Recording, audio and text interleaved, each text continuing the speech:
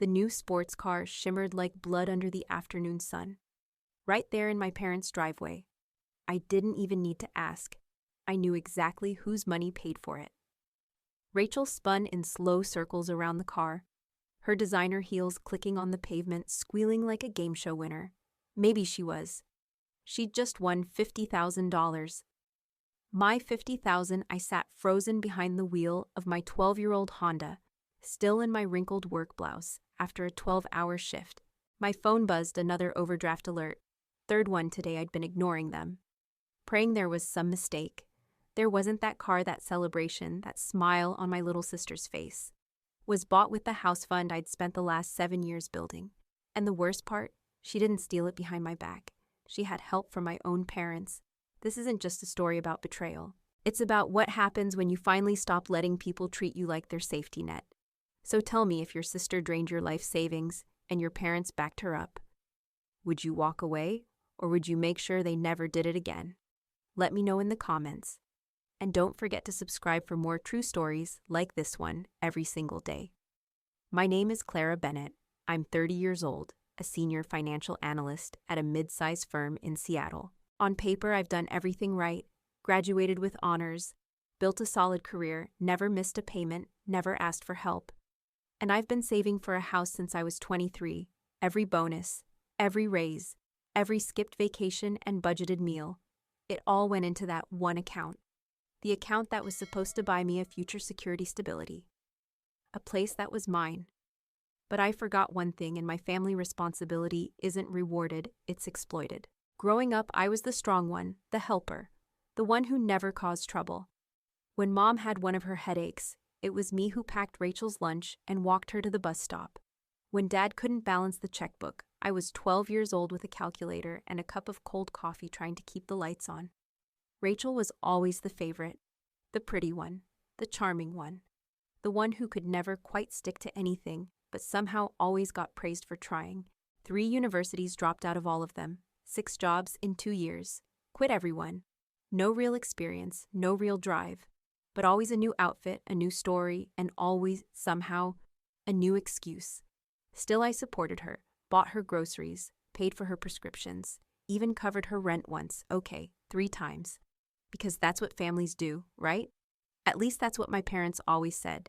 Clara, honey, Rachel's going through a hard time. She just needs a little support right now. You've always been so good with money, you'll bounce back. So when I set up an emergency account for the family, it was just another way of saying, don't worry, we'll drain this too, when we feel like it.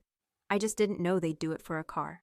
That afternoon, standing in the driveway, champagne flutes in my parents' hands, and Rachel squealing over her new red convertible, I realized something. They didn't think they'd done anything wrong. Mom gave me that look I knew by heart. The don't rock the boat look. The one that always came right before I swallowed my anger and fixed everything quietly. But not this time, because this wasn't just a line crossed. It was the finish line of every unpaid debt. Every manipulation, every time they said we'll pay you back, and never did. And when I asked calmly where the money came from, Rachel just smirked and said, relax. Mom and Dad helped me figure it out, right guys? Mom smiled with the same softness she used when I was 5, and scraped my knee. We just accessed that emergency fund you set up. Rachel needed a reliable car for interviews. Interviews? She hadn't even updated her resume since last year. That was the moment the tilt began, the world sideways. My throat dry, my hands shaking. That account wasn't an emergency fund. That was my down payment, $50,000 gone. And nobody even told me, nobody asked. Dad just shrugged and said, Rachel needs to make the right impression. You know how the job market is, and Rachel. She rolled her eyes like I was the dramatic one. You're good with money, Clara. It's kind of your whole thing, you'll earn it back. Like it was pocket change. Like my future was just another family loan. I wasn't allowed to refuse. They thought I'd do what I always did. Sigh, swallow the pain, move on. But something in me snapped. The strong one. Yeah, she was still here, but she wasn't playing the same game anymore. And they were about to find out exactly what that meant. Because the moment I pulled out my phone and dialed the bank, there was no going back. Not for them and not for me. The woman on the other end of the phone at the bank had a calm, practiced voice. Yes, Ms. Bennett, I can confirm account 847392 was accessed from a secondary authorized user profile. I didn't say anything for a moment, just stared at the image in front of me. My parents raising their glasses. Rachel running her hands along the curve of a car hood that cost more than my entire life savings. And they smiled like it was a victory, like it was theirs to celebrate. Can you tell me who the authorized user is? I asked. According to our records, it's listed under Diane Bennett, my mother, of course. Because years ago when I first set that account up, Mom cried about how scary retirement was. I made her a backup user just in case. For emergencies. This was the thanks I got. I want the account closed. Immediately. Ms. Bennett, just to confirm, doing so will affect any linked accounts or lines of credit. That's exactly what I want. I hung up and looked at them. My family, the people who raised me, the people who told me love meant loyalty. Loyalty meant silence. And silence meant sacrifice. Rachel waved at me like we were still kids playing dress-up in the backyard, still pretending, "You okay, Clara?" She asked, faking concern with a grin already forming. "Don't worry, you'll get over it. It's just money." Just money. I walked up the driveway, calm, controlled. And I told them no. I informed them what I had just done. Mom's face fell first. "You closed the account." Dad blinked like he hadn't heard me right. "Sweetheart, be reasonable. That affects more than just you." "I know," I said. "That's why I did it." And for the first time in my life, I watched my parents panic. "You can't do that," Mom said, reaching for my arm. "Actually, I can. Because it was my account. Because my name is on every single financial document in this family. Because I'm the one who's been covering your credit cards, Dad. The one whose name guaranteed your home equity loan. The one who kept all this afloat." "You're being emotional," Rachel muttered, folding her arms. "That's rich." I snapped, coming from the person who cried her way out of every responsibility she's ever had. "Clara," Mom said, using her softest pleading voice, "Rachel's been struggling." Struggling, I thought about all the times she bailed on a job because it was too boring, or dropped a class because the professor gave her weird vibes, or asked to borrow my Netflix password, my car, my laptop, always taking, never returning. "You've always been the strong one," Mom added as if it were a compliment. "A badge of honor." No, it was a prison sentence. "Exactly," I said. "That's why I'm doing this." I turned and walked back to my car, my old dented Honda that still smelled like stale coffee and carpet cleaner. Rachel called after me. "You're just bitter because they love me more." I stopped, slowly turned around and smiled. "You know what's funny about karma, Rachel? It's not always patient. Sometimes it shows up the second you deserve it." I drove away without another word. 2 blocks later, I pulled over and dialed the one person who'd warned me this day would come. "Nathan, it's me. Remember when you said I needed to stop enabling them?" He laughed. "Please tell me you finally did something extreme." "I did, and I'm gonna need your laptop, because this wasn't just about a car. This wasn't even just about money. This was about 30 years of being used, silenced, and expected to be grateful for the honor. And now I was done being quiet. Now I was ready to burn it all down. 3 days. That's how long Nathan said it would take. 3 days for the full chain reaction to activate after I closed the accounts. He slid his laptop across the bar screen, glowing with cascading transaction logs and alert flags. "This," he said, pointing, "is what happens when you rip the plug from a house of cards." By the end of the first day, my phone had rung 17 times. Texts flooded in like a tidal wave. "Clara, please call us. This is serious. Rachel's been crying herself sick." "She didn't mean any harm. We raised you better than this." "Did they?" Because what I remember from growing up isn't warm pancakes and bedtime stories. It's waking up at 5 a.m. to get Rachel ready for school because Mom was resting. It's sitting at the kitchen table at 13, trying to explain to Dad why overdrawing a checking account meant the lights might go out. It's watching my dreams get shelved because Rachel needed braces, or a car, or therapy after her 3rd college dropout. And now they'd taken my house, the one thing I'd been building for myself. Nathan kept scrolling through my phone. "Look at this one," he said, holding it up. "Clara, if you ever loved us, you'll stop this manipulation, guilt, shame. The holy trinity of dysfunctional family currency." But I didn't flinch this time. I just stared at the screen and said what I hadn't said in years. "No more." The next day, we dug deeper, and what we found knocked the breath out of me. Nathan traced back microtransactions, $20 here, $50 there, siphoned over the years through my old joint account with Mom. A joint account I'd opened in college. For emergencies, they'd kept it open. Quiet used it like a private pipeline from my income to their lifestyle. $300,000. Nathan whispered, stunned, "That's how much they've drained from you." The room spun. I had to grip the counter to keep my balance. I monitored everything, I said almost defensively. He shook his head. They were counting on that, just not closely enough. And then it got worse. They'd forged my name on Rachel's car loan, on the condo refinance, on applications for private lines of credit I never authorized. I wasn't just their ATM, I was their collateral. They built their security on top of my stolen identity. That night, my boss Garrett called Sophie. He always used my full name when he was serious. "There's something you should know. Rachel applied for a position here, used your name as a reference." I blinked. What? Garrett's voice was tight. "She claimed she has a finance degree and 3 years of experience. Says you can verify it." I laughed. The sound hollow in my throat. "She dropped out after 1 semester. I paid her withdrawal fees." Garrett sighed. I figured. "Look, I'm flagging the application, but you might want to file something more formal. This isn't just reckless anymore. It's fraud." I hung up the phone, my hands cold. Nathan and Isla were watching me across the table. "Now what?" Isla asked. I looked at the growing mountain of printed statements, forged signatures, old bank documents, my life in paperwork, proof that love had always come with a receipt in my family.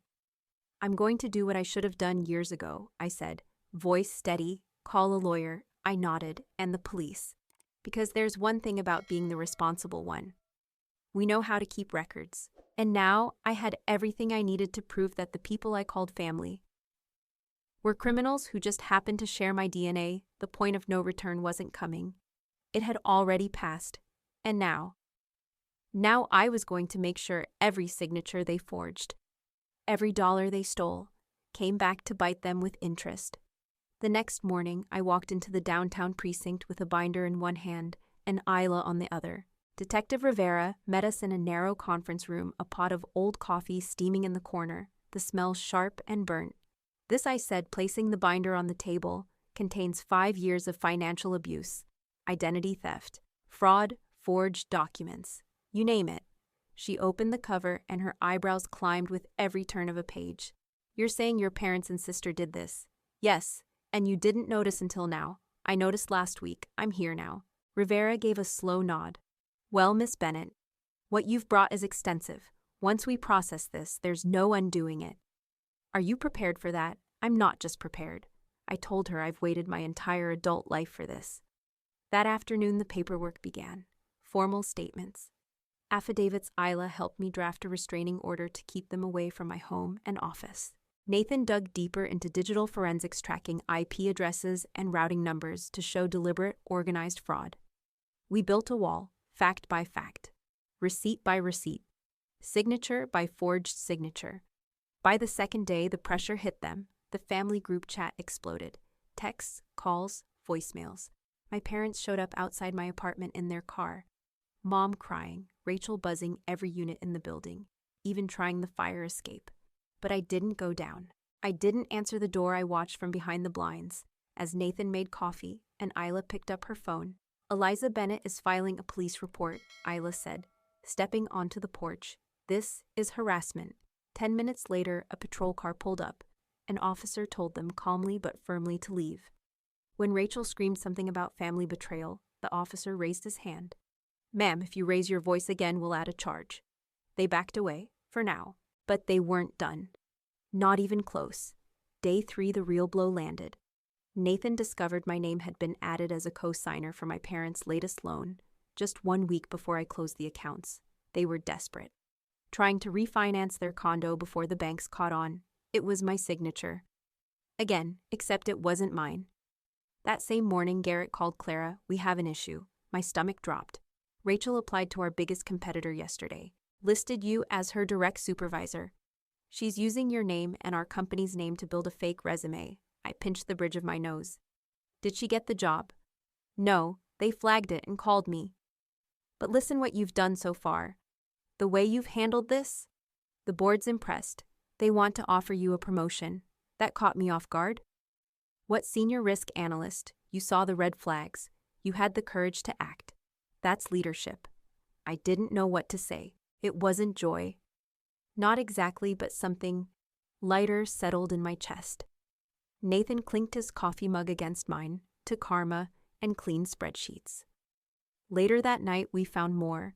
Nathan traced a string of tuition payments, small amounts spread over 6 years, to a private high school Rachel supposedly got a scholarship for. They never waived her tuition. My parents paid it with my money, through an auto withdrawal buried in a shell account I forgot even existed. That's why they begged you to keep that joint account open after college. Nathan muttered, for emergencies. I repeated bitterly. Right, my phone buzzed again. Your father is in the ER, blood pressure through the roof. If anything happens, it's on you. I stared at the message. No greeting, no name. Just guilt weaponized. Nathan touched my arm. They're trying to pull you back in. I know, I said. But what if he really is sick? Then maybe he shouldn't have forged his daughter's name on a condo loan. I stood up, pacing. The rage in my chest simmered, but under it, a different feeling. Resolve. I picked up the stack of documents, bank records forged, signatures, fraudulent contracts. I'm calling every bank they used, every agency, every creditor, and tomorrow I'm filing the charges. Isla leaned forward. You're sure? I looked her dead in the eyes. They built their safety net out of my future. They stole my voice, my trust, and nearly my sanity. I took a breath. Now I'm taking everything back. Because this wasn't revenge. This was restoration. And I wasn't just coming for justice. I was coming to make sure they never did this to anyone again. The police knocked on their door at 7:12 a.m. I know the time because Detective Rivera texted me. Warrants executed, 3 subjects in custody. I stared at the message for a long time. Not smiling, not celebrating, just breathing. Because for the first time in 30 years, I didn't feel crushed by silence. I felt light. By 9 a.m., the news broke: Seattle family arrested in identity theft scheme. My mother's face, my father's even. Rachel's mugshot, defiant eyes still lined in last night's makeup. I pushed the paper across the table to Nathan. I don't even want to see it. You should, he said. Flipping to the second page, they're already talking to the media. Your mom gave an interview. Of course she did. She claims you're mentally unstable, that you misunderstood your role in the family. I let out a dry laugh.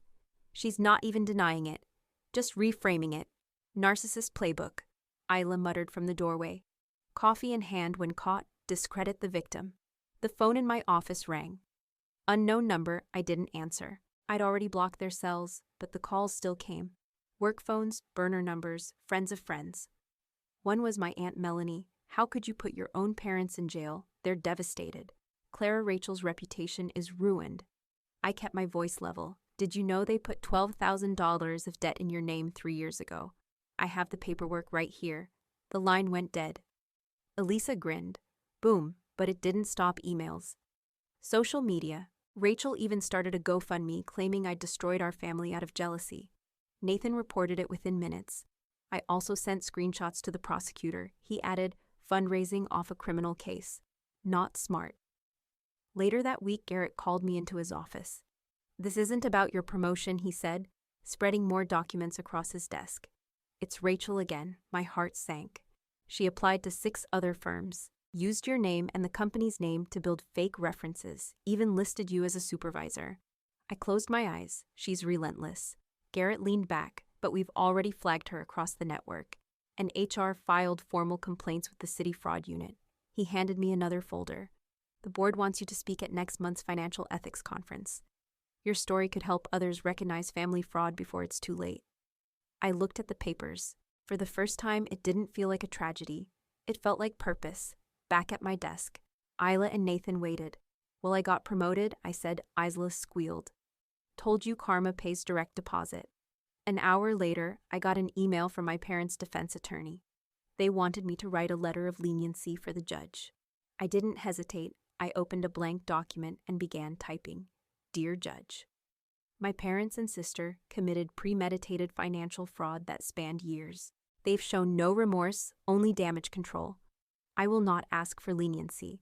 Instead, I'm submitting a full victim impact statement, documenting every forged signature, every stolen dollar, every threat and manipulation they used when I finally said no.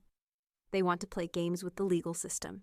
Game on, I hit send, and this time, my hand didn't shake. That evening, another message buzzed on my phone.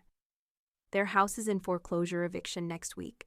Detective Rivera again. I looked out my window, the sun setting over the city I finally belonged to. No more lies, no more guilt, just truth. I whispered the words to myself just to hear them out loud. I am free. In the days that followed, the silence got louder. No more threats. No more pleading. No more guilt-laced memories clawing at my inbox. Just one final phone call. From the jail's number, I answered. Hello, Clara. My mother's voice was small, dry. We need somewhere to go when we get out. I didn't pause. You should have thought of that before stealing my future. Please. We did it for Rachel. She's not strong like you. She never had to be, I replied. You made sure of that. You chose her over and over again, but you don't get to choose me now. I hung up, blocked the number, and this time there was no ache in my chest. No regret, just space. Space to breathe, because I wasn't her daughter anymore. I wasn't their safety net. I was Clara Bennett, senior risk analyst, homeowner survivor, and I had just rewritten the ending. The courtroom was colder than I expected. My parents sat stiff in their seats, dressed in outdated suits that didn't hide how small they suddenly looked. Rachel sat behind them, arms crossed, mascara smudged, still furious, still blaming. The judge read their guilty plea aloud. No trial, no spectacle. Just 3 words that echoed in the chamber. Guilty on all counts. They didn't look at me, not once. Not even as I stood with the victim impact statement trembling in my hands, I spoke clearly. Without apology, the financial damage can be measured. The betrayal cannot. My parents and sisters stole my future. They twisted love into leverage, and when I finally said no, they called it cruelty. But this isn't about revenge. It's about reclaiming myself. The judge nodded slowly. 5 years prison for my parents. 3 for Rachel, restitution ordered, apology not included. Outside the courthouse, reporters swarmed. Flashes, voices, questions. Miss Bennett, how does it feel to put your own family in prison? I didn't blink. I didn't put them anywhere. Their choices did that afternoon. Nathan drove me to my new house, the one I bought finally with my own money. My name on every document, my signature mine, and mine alone. Elisa stood at the door, champagne in one hand. Housewarming playlist queued up. No more debt, no more lies, she said, raising her glass, and no more guilt, I added. Inside, my phone buzzed. A message from the prison line. I didn't even open it. That chapter was closed. This chapter is mine. Clean, bright, free. They always said I was the responsible one. Turns out they were right. I just stopped being responsible for them. Now I build a life for me, where trust is earned, where boundaries are real, where love doesn't come with a receipt. Because sometimes the best revenge isn't fire or fury, it's silence, success, and finally, peace. What would you do if your own family used you like a credit card, then called you heartless for saying no? Clara's story isn't just about betrayal, it's about choosing freedom over guilt, truth over obligation. Sometimes the strongest thing you can do is walk away and lock the door behind you. If you've ever been the responsible one, the strong one, in a family like this, leave a comment below. Share your story. We read every single one. And don't forget to like, subscribe, and turn on the bell for EN Reddit story. New stories daily that hit deep.